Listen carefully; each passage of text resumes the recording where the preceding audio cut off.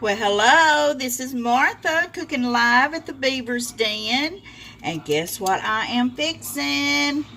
I am fixing some good old candied yams. And I am just peeling them, putting them in there, and I'll just give you my mama's recipe. And I cut them lengthwise. And I am just going to put 3. We're not big eaters around here, but this will be done by the time I had put in some stuffed peppers just a few minutes ago, and both will be done about the same time. I don't know if y'all like candied yams, but this is just the way my mother used to fix hers.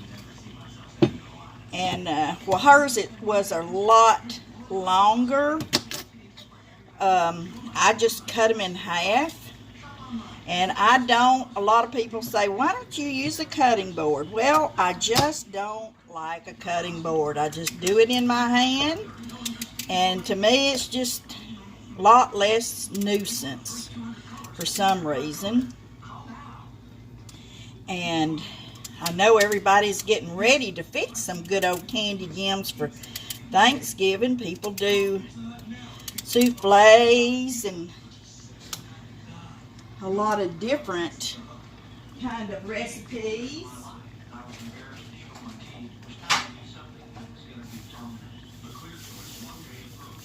Yep, I am going to do 3 tonight, because they're so good. If you do have any left over, who knows? Sometimes you don't have any left over, but they're so much better fixed in little chunks like this. Well, I think so anyway. My bunch likes it like that. And I added maybe about 2 cups of water in the bottom. And when I get this last one cut, I'll show you exactly what I put. And then you just go from there. I love these little paring knives. Brad got me a set about 15 years ago, and we have to sharpen them every once in a while, but I tell you, I wouldn't trade them for anything. They just fit so perfect in my hand. And you know, the older you get, it seems like sometimes you can't take a hold of and keep them in your hand. And always, if you're doing anything sweet, you know to add a pinch of salt.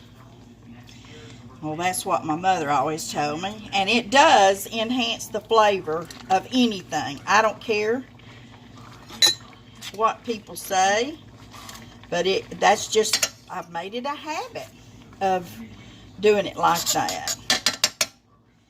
And then I had just maybe a little more than a half a stick of butter. This show is not cooking live at the Beaver's Den. It's not a show for dieters. I wish it was, but you know, we are what we are, and why not enjoy some good old home cooked meals like that? And I got me another stick of butter, getting room temperature. To see, we'll just go ahead and cook these. Let them get fork tender. And I'm going to get my little spices out. And my cinnamon, and nutmeg, and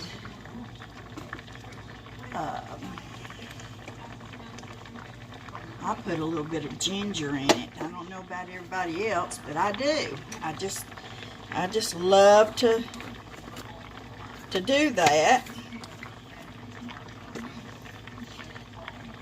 but they about, I guess, you know, maybe a half a handful. I don't ever measure anything, and I should be bad about that, but I'm sorry, I don't. Maybe just a little, maybe a half of a teaspoon, because I know it's important if you cook, especially in baking. Now, I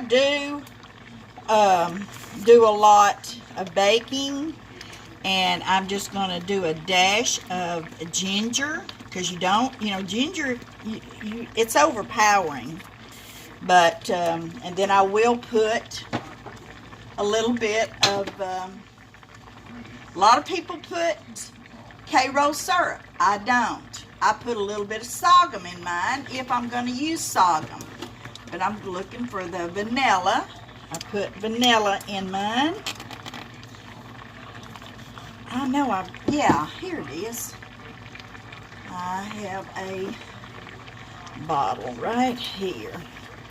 And I just do my thumb, finger, just like that. That's the way I saw my mama do.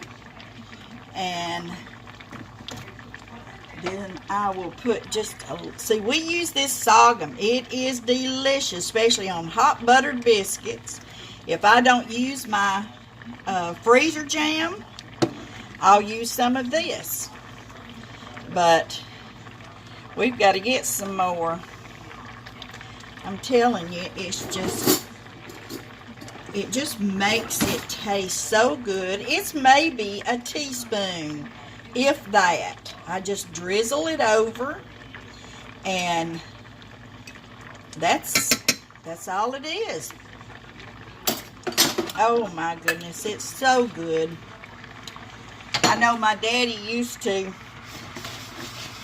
put his sorghum on his plate, and then put a little bit of pat of butter on his plate, and he'd just mix that up, and he'd just dab it on his biscuits, and it would be so good.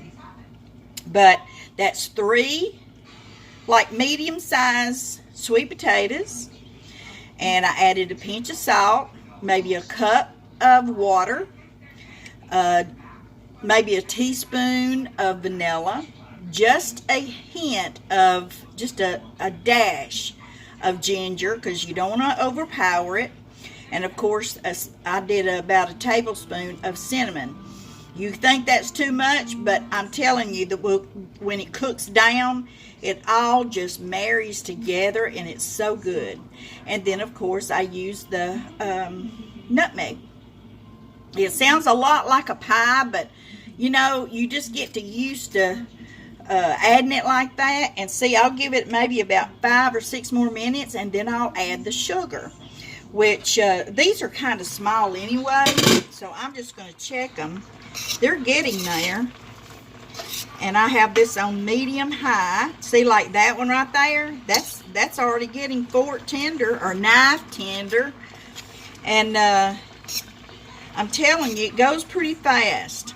But see, all of this will get kind of syrupy, you know, and that's what you want. You don't want any liquid. You want it to get a little bit of a thickness. But I'm going to go ahead and put some sugar in here. When I start getting busy with something else, I'm going to go ahead and put, not even a cup, but I'm just going to go ahead and put the sugar in here and let it be cooking. And I will turn it down, and then we'll come back. I've already got all the spices in here, and everything in here has just got to cook. And I'm going to put this on top, and it will cook. And we did add maybe about a half of a stick of butter. I just always have butter in my freezer. I mean, it looks like a half of the door, just butter, butter, butter. But we go through a lot of butter. And if you want to flavor your food, you know, you have to go along as you cook. You have to flavor your food. So I'll check back and we'll do a part 2 right before I take it up, and that's when it starts thickening up. And I thank you for tuning in to Martha Cooking Live at the Beaver's Den. And we'll go to part 2 here in just a little while. Thank you.